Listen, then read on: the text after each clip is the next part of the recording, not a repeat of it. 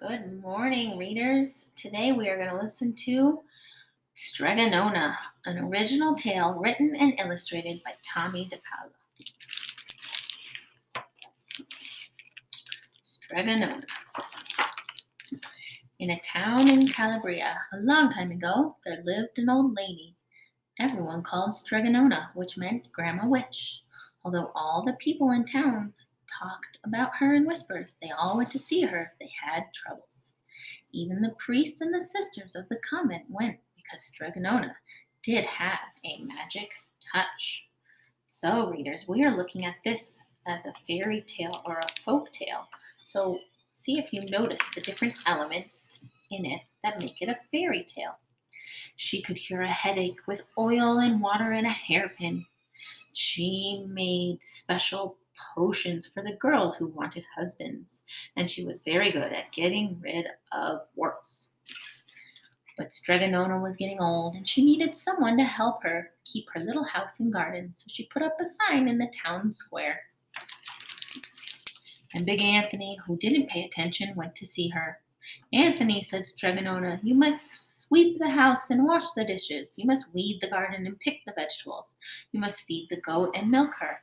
And you must fetch the water. For this I will give you 3 coins and a place to sleep and food to eat." "Oh, grazie," said Big Anthony. "The one thing you must never do," said Strega Nona, "is to touch the pasta pot.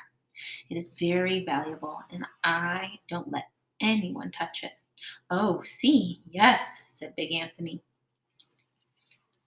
And so the days went by. Big Anthony did his work, and Strega Nona met with the people who came to see her for her headaches and husbands and warts. Big Anthony had a nice bed to sleep in next to the goat shed, and he had food to eat. One evening, Big Anthony was milking the goat. He heard Strega Nona singing. Peeking in the window, he saw Strega Nona standing over the pasta pot. She sang, "Bubble, bubble, pasta pot, boil me some pasta nice and hot. I'm hungry and it's time to sup. Boil enough pasta, fill me up." And the pasta pot bubbled and boiled and was suddenly filled with steaming hot pasta. Then Strega Nona sang, "Enough, enough, pasta pot. I have my pasta nice and hot. So simmer down my pot of clay until I'm hungry another day." "How wonderful!" said Big Anthony. "That's a magic pot for sure." Magic pot. And Strega Nona called Big Anthony in for supper. But too bad for Big Anthony, because he did not get to see Strega Nona blow 3 kisses to the magic pasta pot. And this is what happened.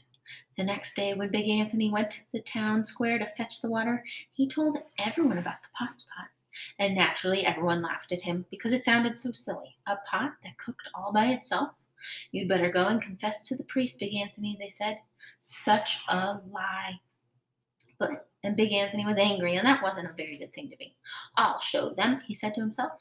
"Someday I will get the pasta pot and make it cook. And then they'll be sorry." That day came sooner than even Big Anthony would have thought, because 2 days later Strega Nona said to Big Anthony, "Anthony, I must go over the mountain to the next town to see my friend Strega Amelia. Sweep the house and weed the garden, feed the goat and milk her, and for your lunch there is some bread and cheese in the cupboard. And remember, don't touch the pasta pot." "Oh, yes, yes, Strega Nona," said Big Anthony, but inside he was thinking, "My chance has come." As soon as Strega Nona was out of sight, Big Anthony went inside, pulled the pasta pot off the shelf, and put it on the floor. "Now let's see if I can remember the words," said Big Anthony. And Big Anthony sang, "Bubble, bubble, pasta pot, boil me some pasta nice and hot. I'm hungry and it's time to sup. Boil enough to fill me up." And sure enough, the pot bubbled and boiled and began to fill up with pasta. "Aha!" said Big Anthony, and he ran to the town square, jumped on the fountain, and shouted, "Everyone get forks and plates and platters and bowls. Pasta for all at Strega Nona's house. Big Anthony has made the magic pasta pot work." Of course, everyone laughed, but ran home to get forks and plates and platters and bowls, and sure enough, when they got to Strega Nona's, the pasta pot was so full it was beginning to overflow.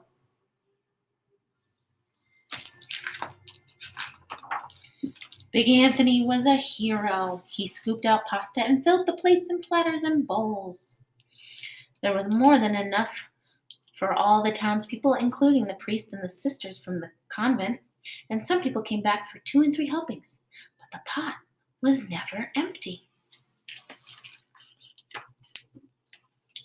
When all had had their fill, Big Anthony sang, "Enough, enough, my pasta pot.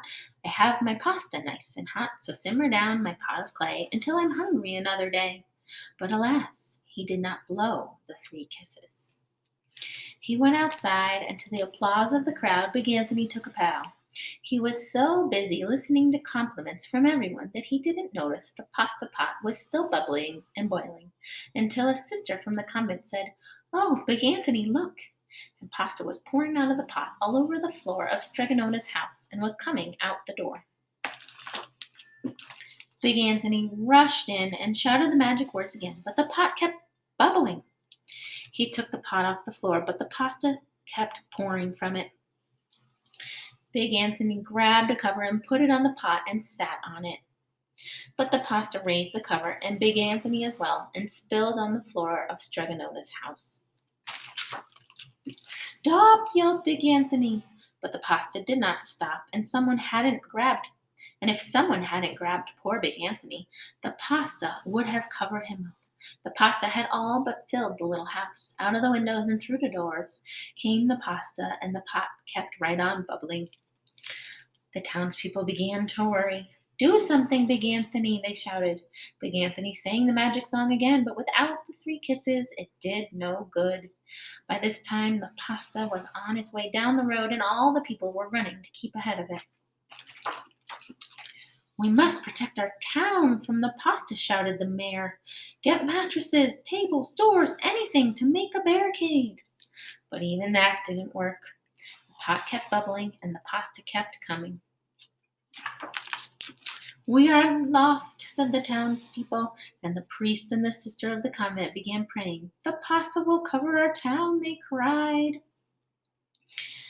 And it certainly would have, had Strega not come down the road home from her visit. She didn't have to look twice to know what had happened. She sang the magic song and blew the 3 kisses with a sputter. And with a sputter, the pot stopped boiling and the pasta came to a halt. "Oh, grazie, thank you, Strega," the people cried. But then they turned on poor Big Anthony. "String him up," the men of the town shouted. "Now wait," said Strega. "The punishment must fit the crime." And she took a fork from a lady standing nearby and held it out to Big Anthony. "All right, Anthony, you wanted pasta from my magic pot," Strega said, "and I want to sleep in my little bed tonight. So start eating." And he did. Poor Big Anthony.